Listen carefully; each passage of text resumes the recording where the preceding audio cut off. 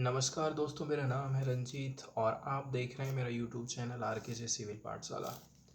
आज है 12 मार्च 2024 और दिन है मंगलवार। आज के द हिंदू न्यूज़पेपर का हम एनालिसिस करने वाले हैं। सबसे पहले हम दो बड़े बड़े एडिटोरियल डिस्कस करेंगे। इसके बाद में द हिंदू की कुछ बची हुई खबरों को हम एनालिसिस करने वाले हैं। पहला आर्टिकल जो आज हम डिस्कस करने वाले हैं, ये आर्टिकल वेस्टर्न घाट में जो आदिवासी लोग रहते हैं वो कौन कौन से अधिकारों के लिए अपनी लड़ाई लड़ रहे हैं, किन लोगों को सरकार की स्कीम का फ़ायदा मिल पाया है, कौन से समुदाय के लोग ऐसे हैं जो कि अभी भी पिछड़ रहे हैं, इसके ऊपर ये आर्टिकल लिखा गया है। तो जो वेस्टर्न घाट में रहने वाली एक ऐसी जनजाति जिसको जीवन रेखा की ज़रूरत है, लाइफ लाइन की ज़रूरत है, वो लाइफ लाइन क्या चीज़ हमें देना चाहिए। कुछ कुछ इश्यूज हैं जैसे कि alcohol abuse that are threatening to overwhelm the फनी Yerava tribals in Karnataka need to be on the policy radar. शराब के दुरुपयोग जैसे कुछ मुद्दे हैं जो कि कर्नाटक में फनी येरावा आदिवासियों पर हावी होने का खतरा पैदा कर रहे हैं। इनको नीतिगत रडार पर रखने की ज़रूरत है। ये है लाइन जिस पर आपको 250 शब्दों में आंसर राइटिंग करना है, इस पर समरी लिखना है, इस पर निबंध लिखना है। शुरुआत करी जाती है कर्नाटका में वर्ल्ड हेरिटेज साइट से, मतलब विश्व धरोहर स्थल हैं। कुछ ऐसी जगह हैं उनके बारे में यहाँ पर उल्लेख किया जाता है। कर्नाटक के पश्चिमी घाट के हिस्से में कोडागू जिले के विराजपेट तालुका के बेटोली ग्राम पंचायत के अंतर्गत मकुता गांव लोकेटेड है। कौन सा है? वो है मकुता विलेज। और भी यदि हम स्पेसिफिकली बात करें तो ये जो विलेज है वो आता है मकुता आरण्य वाल्य के अंतर्गत, which is in the vicinity of the Kirti reserve forest. इसको हम कीर्ति आरक्षित वन के क्षेत्र में आसपास लोकेटेड देखते हैं। ये जो एरिया है ये ताला कावेरी के सब क्लस्टर के अंतर्गत आता है एंड इसको आइडेंटिफाई किया गया है one of the 10 world heritage site in Karnataka. तो कर्नाटका के 10 विश्व धरोहर स्थलों में से एक है और ये ताला कावेरी सब क्लस्टर के अंतर्गत आइडेंटिफाई किया गया है। एंड बोला जा रहा है ये जो रीजन है यहाँ पर हमको डेंस ट्रॉपिकल एवरग्रीन फॉरेस्ट देखने को मिलते हैं। कुल मिलाकर के देखा जाए बहुत बड़े पैमाने तक अभी तक यहाँ पर ह्यूमन एक्टिविटी नहीं होती है। ये क्षेत्र अछूता माना जाता है। फनी येरेवा ट्राइब्स के बारे में यहाँ पर अब उल्लेख किया जाता है। बोला जाता है कि गांव में गिरिजन एक कॉलोनी है जिसमें फनी येरावा जनजातियां रहती हैं। 2021 में क्या हुआ था, एक मुस्लिम ग्राम पंचायत सदस्य सहित 2 स्थानीय लोगों की मदद से यहाँ के सभी 19 येरावा परिवार वन अधिकार अधिनियम के अंतर्गत जंगल में अपनी भूमि पर सफलतापूर्वक दावा करने में सक्षम हुए थे। इनको फॉरेस्ट राइट्स मिल पाए थे 2021 में, जबकि रह रहे हैं ये बहुत सालों से।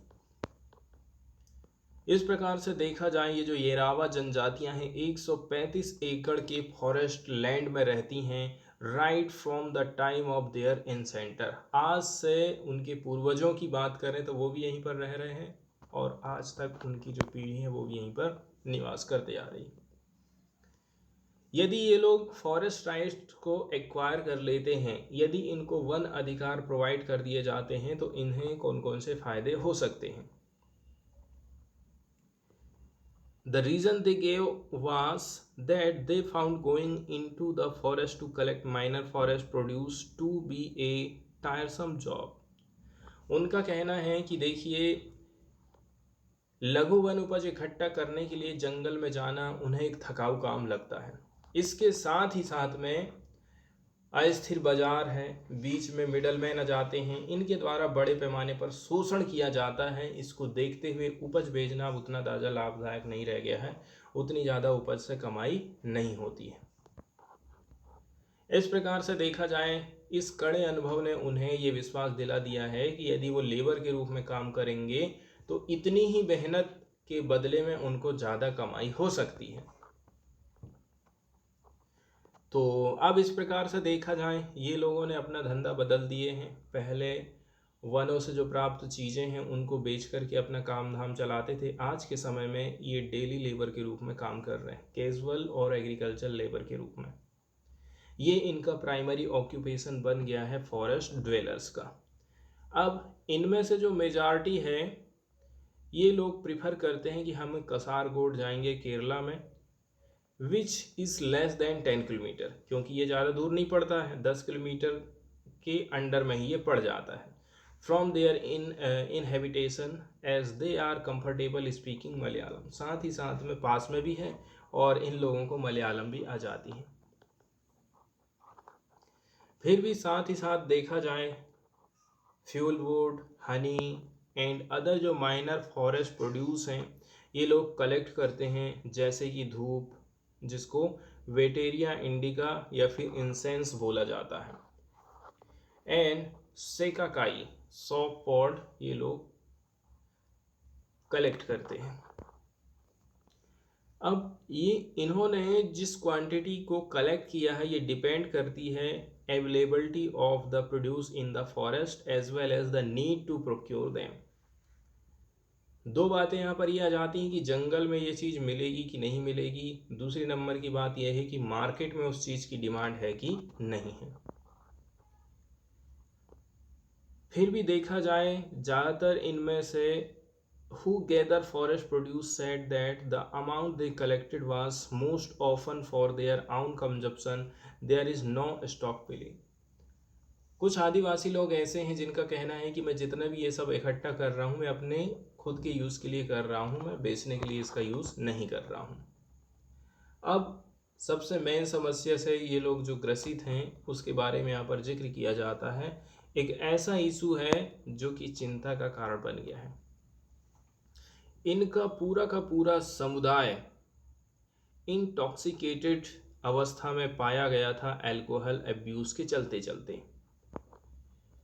एक नॉन ट्राइबल लोकल्स हैं एंड अदर्स लोग हैं, उसी एरिया के लोग, उन्होंने कहा है कि इन्होंने ये जो हैबिट है सिटी के अदर लेबर से सीखी है, जो कि इनके साथ में काम करते थे।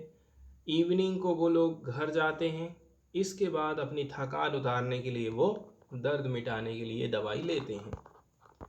अब इससे क्या क्या परिणाम निकल सकता है? इससे परिणाम ये निकलता है कि इनके जो बच्चों की अटेंडेंस है स्कूल में वो प्रभावित हो रही है। अब चूंकि बच्चे लोग भी नहीं छूट रहे हैं। एंड बोला जाता है, given this development important documents such as ration card, Aadhaar card, voter identity card और even government documents such as rights given under the forest rights have to be keep in the safe custody for trustworthy non tribal member. अब इससे ये हो गया है कि जिन जिन चीज़ों का फ़ायदा इनको मिलना चाहिए, इन्हें उन चीज़ों से कोई लेना देना नहीं। अब इनका फ़ायदा नॉन ट्राइबल लोगों को मिल रहा है। इस क्षेत्र में कार्यरत समाज कल्याण विभाग के अधिकारी भी इस मुद्दे को लेकर के चिंतित हैं, क्योंकि उन्हें यहाँ के निवासियों की स्थिति निराशाजनक लगती है। अब हम बात करते हैं कि आदिवासियों का क्या कहना है। यदि हम एक वर्कर की बात करें जिसने डीप एम्पैथी दिखाई है उन लोगों के लिए, उनका कहना है, ऐसा नहीं है कि इन लोगों को बचाने के लिए कोई प्रयास नहीं किए गए हैं, डी एडिक्शन के प्रोग्राम भी चलाए गए हैं। कई लोग तो ऐसे हैं जिन्होंने अपनी ज़िंदगी बर्बाद कर दी है, ज़िंदगी खो दी है। इन अनदर हैबिटेशन नेहरू गलाले ग्राम पंचायत, ये पड़ता है सोमारपेट तालुका सैम डिस्ट्रिक्ट में। एक हेडमैन की बात करें जो कि यरवा ट्राइब से आता है, जिसने एडिक्शन के चलते चलती अपनी जान दे दी। ये लोग भी एक्सप्रेस करते हैं, दुख व्यक्त करते हैं that a number of his relative had lost their life due to addiction. काफ़ी सारे लोग ऐसे हैं जो कि उनके परिवार से आते हैं, फैमिली वाले हैं, एडिक्शन के चलते चलते इनकी जान चली गई है।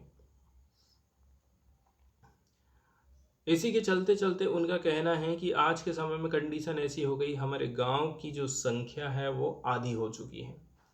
एंड अब हम ये आशा करते हैं कि कुछ ना कुछ अच्छा होगा एंड इन लोगों की आवाज़ ऊपर उठाई जाएगी और इनके लिए कुछ किया जाएगा।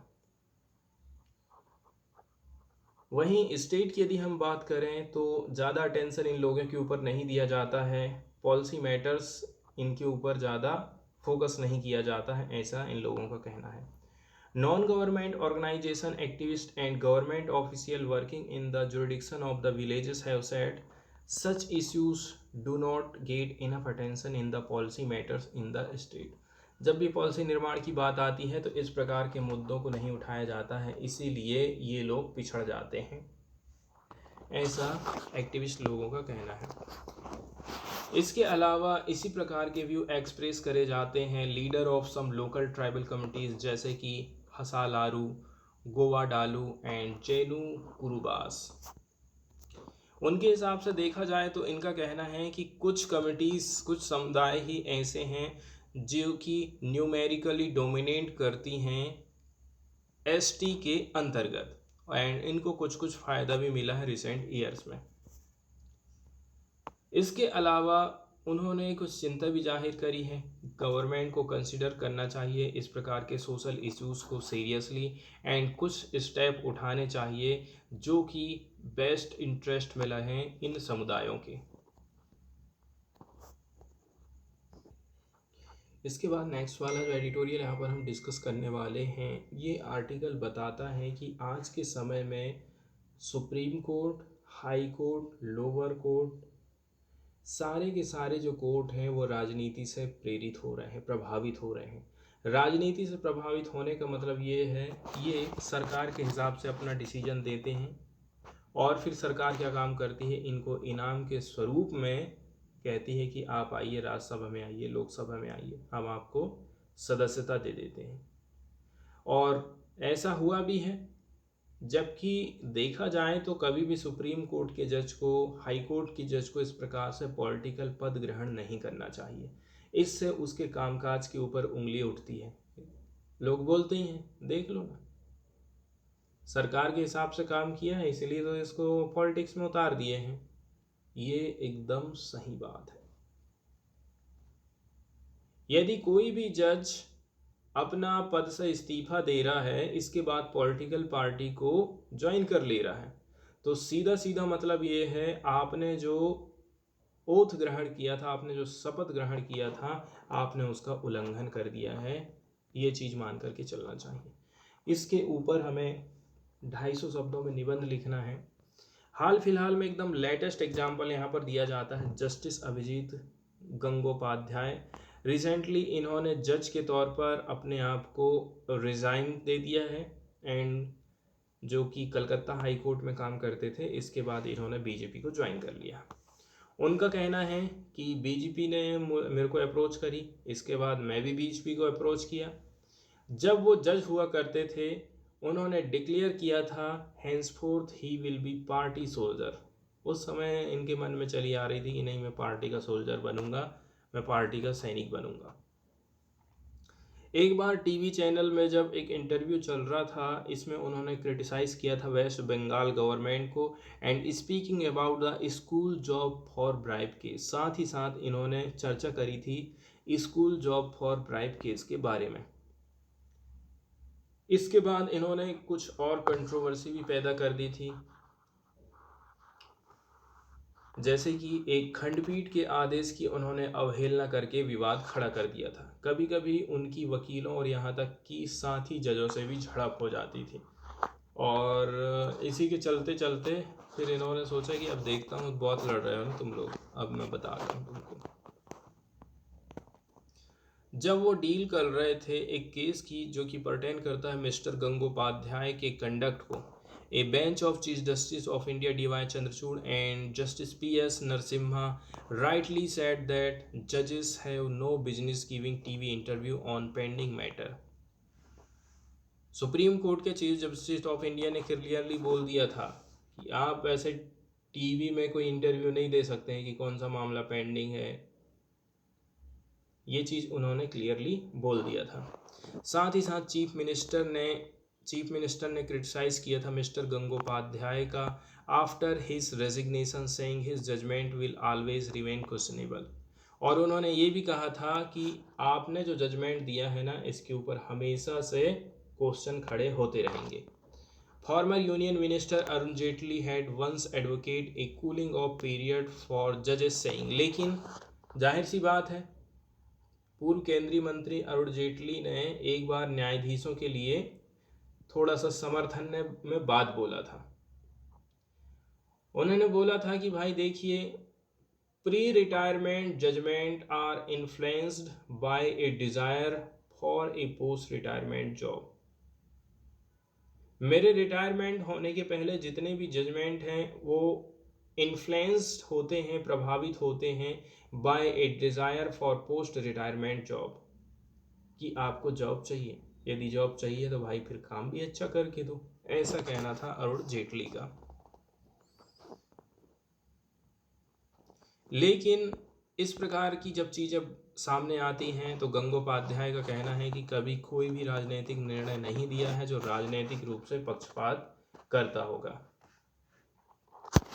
लीगल किसी भी प्रकार से रोक टोक नहीं लगाई गई है। A number of constituent assembly KT Shah and suggested that the जजेस of constitutional court should be legally barred from occupying executive post. तो एक मेंबर है कॉन्स्टिट्यूट असेंबली के जिनका नाम है KT शाह, उन्होंने सजेस्ट किया था कि कभी भी जो जज रहते हैं कॉन्स्टिट्यूशनल कोर्ट्स के, उनको एग्जीक्यूटिव पोस्ट के लिए कभी भी लालच नहीं करना चाहिए। But the constitute assembly did not find favour with this. लेकिन यहाँ की जो कॉन्स्टिट्यूट असेंबली है वो इन सब बातों पर ध्यान नहीं देती है।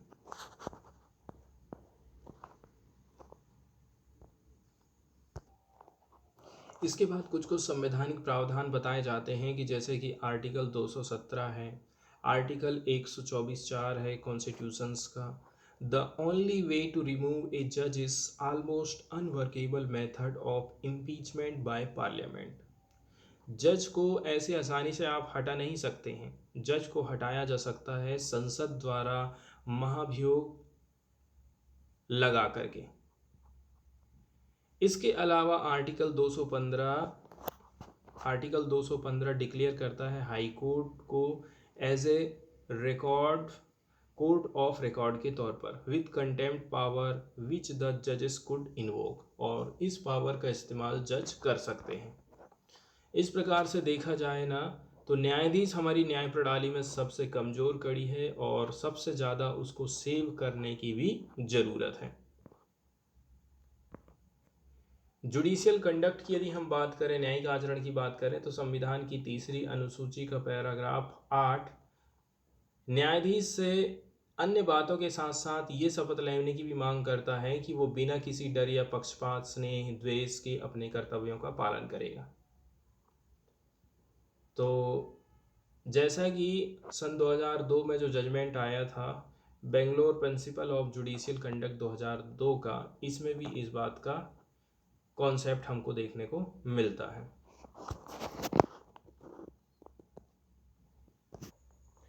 इसके बाद वाली जो न्यूज़ हम डिस्कस करने वाले हैं वो अग्नि 5 मिसाइल से रिलेटेड है। हाल फिलहाल में देखा जाए multiple re entry vehicle technology की सक्सेसफुली टेस्टिंग हुई है अग्नि 5 मिसाइल के माध्यम से।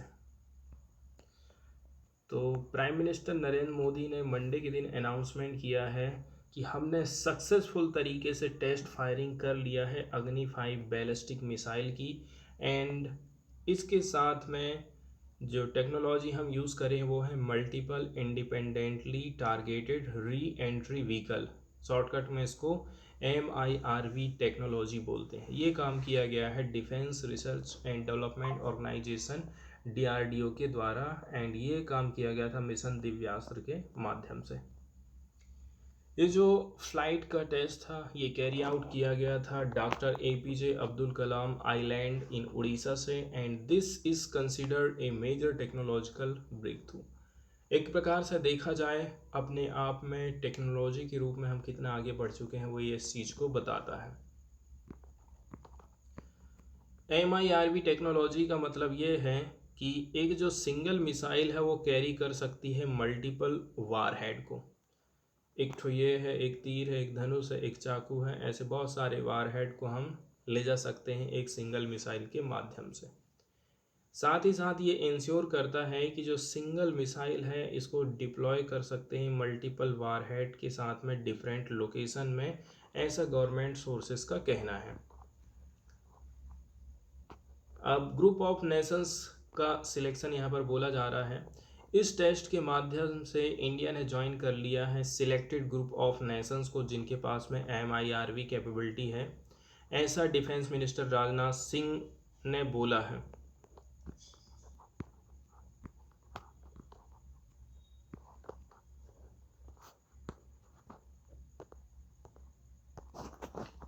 इसके बाद केंद्र सरकार की एक स्कीम के बारे में हम चर्चा करने वाले हैं जिसका नाम है one station one product stall for southern railway. तो इसकी लॉन्चिंग हो सकती है 205 one station one product stalls की।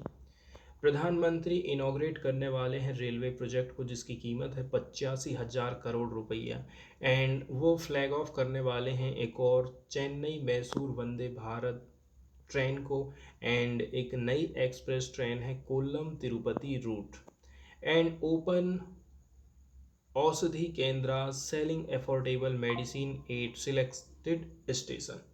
काफ़ी सारी चीज़ों का यहाँ पर उद्घाटन होने वाला है क्योंकि चुनाव आने वाला है तो जाहिर सी बात है योजनाएं एकदम आपको फटाफट देखने को मिलेंगी। प्रधानमंत्री नरेंद्र मोदी इनॉग्रेट करने वाले हैं one station one product stalls को। लगभग 205 रेलवे स्टेशंस में इनको खोला जाएगा साउदर्न रेलवे में। इसमें इंक्लूडिंग है 168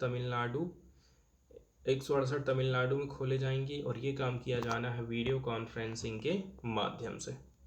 इस OSOP स्कीम के अंतर्गत जो कि प्रमोट करती है लोकल फॉर वोकल विज़न को केंद्र सरकार के, एंड प्रोवाइड करती है मार्केट लोकल या फिर इंडिजीनियस प्रोडक्ट को, एंड क्रिएट करती है additional income generation opportunities for marginalise selection section of the society. Particularly ये जो साउदर्न वाला रेलवे वाला हिस्सा है यहाँ के जो लोग हैं वो अपने एरिया के आसपास की चीज़ों को बेच पाएंगे और अपनी कमाई कर पाएंगे।